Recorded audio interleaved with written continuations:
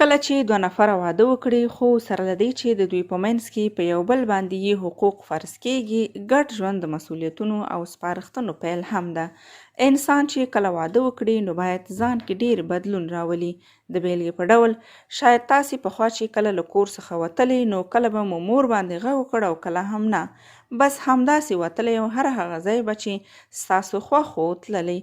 خو کله چې مو واده وکړو نو پر دې عمل کې هم توپیر راځي او تر هر څه د مخه باید په هر کار کې د خاوند اجازه ولري او د خوشاله ژوند راز هم په همدې کې ده چې موږ تل د یو بل نظر پوښتنه وکړو، د یو بل څخه مشوره واخلو او یو بل په هر حالت کې درک کړو.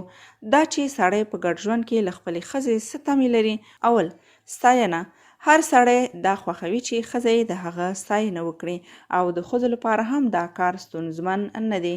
کله چې مو میړه کوم ښه کار کاوه نو د هغه ستاینه وکړئ او داسې خبرې وکړئ چې تاسې د نړۍ تر ټولو خوشبخته ښځه یاست. په دې کار سره سړی ډیر خوشحاله کیږي ځکه هر سړی غواړي د خپلې ښځې په مخ کې یو پیاوړی او بې مثاله کس اوسي. دوهم، درناوی.